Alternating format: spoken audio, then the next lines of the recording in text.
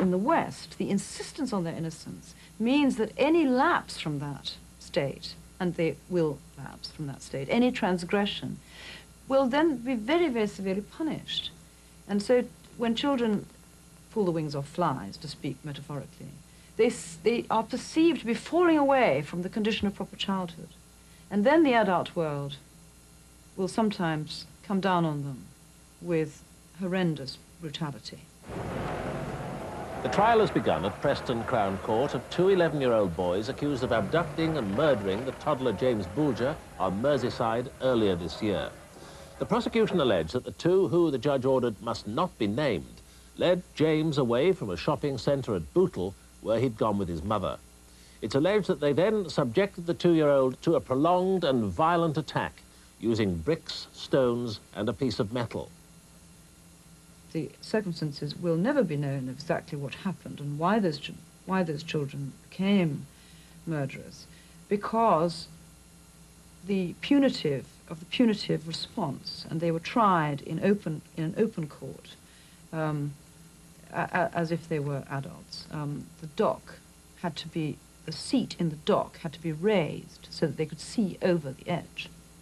And I think that behind the sort of punitive idea of, we must kill the killers, was this idea that they had flouted what childhood is meant to be. They were more criminal because they were children. Of course, they were much less criminal because they were children. But in the eyes of the sort of public wanting vengeance, they had failed an ideal of childhood.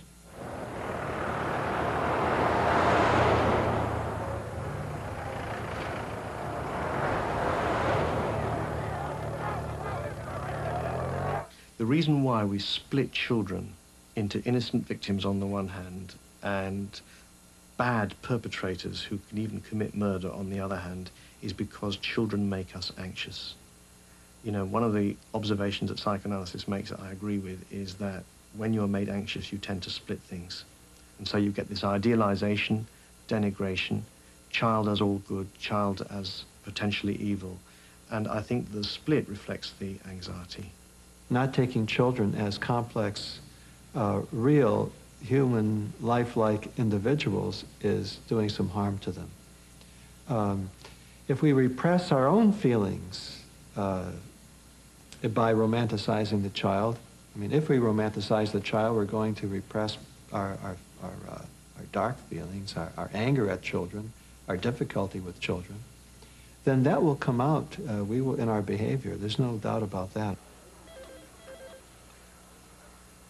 The most common calls at Childline are really about physical or sexual abuse. On average, every day we get about 10,000 calls from children. We've had calls from as young as 4-year-olds or 5-year-olds. I think if a caller is talking to us about physical abuse, what they're generally talking about is actually being beaten by one of their parents, and quite often it's the father.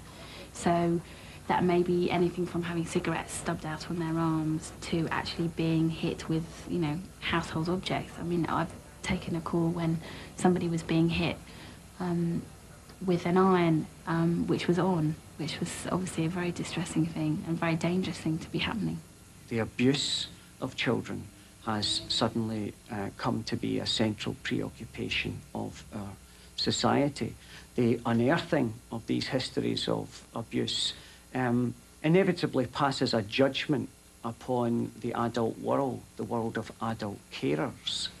And as a consequence, the attraction of romantic notions of childhood innocence may be something to do with the sense of guilt that the adult world is experiencing as it considers childhood towards the end of this century.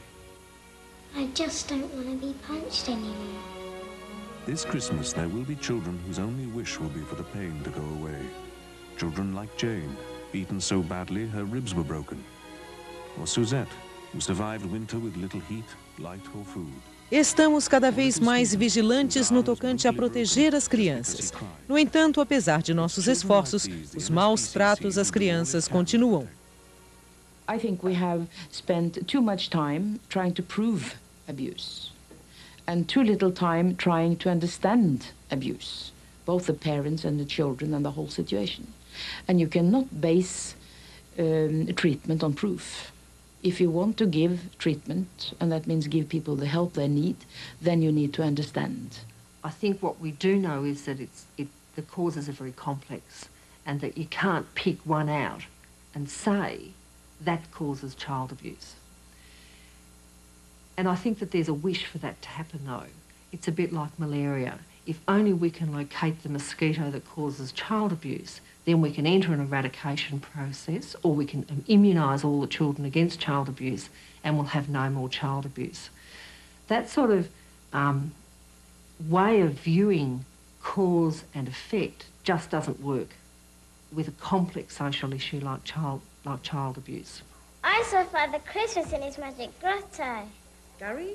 We had Nanny and Grandad over. What did you do at Christmas, Karen? Karen? For goodness sake, why did you be so dramatic? Stop it over the problem. I just wanted to go to bed. I think people can often have quite simplistic explanations as to why child abuse occurs. They might say that poverty is the underlying cause of child abuse. Well, it's probably a feature of child abuse, but it's not the only underlying cause of child abuse. For example, there are a lot of people who live in poverty who treat their children with great respect, love and care and are as horrified as the rest of us about the way some people treat their children. Another example is that that's often given is men sexually assault because they were sexually assaulted as children themselves. Well, again, that's patently an inadequate explanation. There are a lot of men out there who were sexually assaulted as children who would not abuse their children in any way. There are a lot of women out there who were abused as children who would not abuse their own children.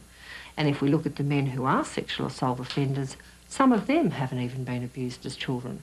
So I think that there's an attraction to those simplistic explanations as to the causes of child abuse, but they're utterly incomplete.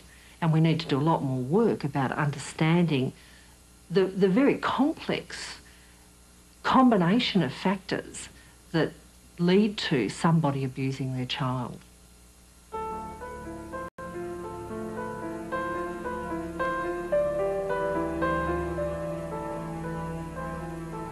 A mídia está menos preocupada em investigar as causas do abuso do que em mostrar pornografia infantil e exploração sexual. The fears around images of children, images of childhood, and the new awareness of sexuality has burst out in various sort of moral panics and newspaper outcries over the last few years, and one was around the photographs taken by Sally Mann of her own children, and she's an American photographer, who photographed her family in this rather isolated, rather privileged, sort of large Virginia house where the children were able to sort of romp around with no clothes on, when they could do their own thing, where they made up their faces, where they acted for the camera, where Sally Mann argued that these were children being natural, being themselves, but where other people looking at them interpreted them as very sexualized. They were indeed deeply sort of sensuous. I think it would be wrong to deny that there are problems around that sort of imagery. I think it's rather naive to say, well, this is simply pictures of children doing their own thing, because the layers are there for other people to read. But at the same time, I think it's important not to fall over into the sort of hysteria which says these things shouldn't be. But when it comes to the actual use of images of childhood by men who use children for their sexual pleasure, that desire is not necessarily built into an image. Any image of a child can be used.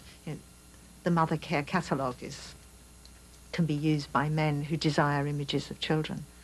So the campaigns which say, let's ban the images, let's say that these things can't be shown, let's say that we can't show children in a sexualized way, to my mind are misdirected.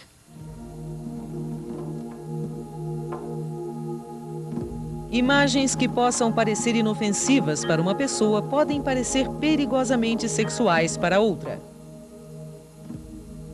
A conexão entre sexualidade e a criança nos alarma e perturba. Talvez viole o nosso ideal da criança inocente.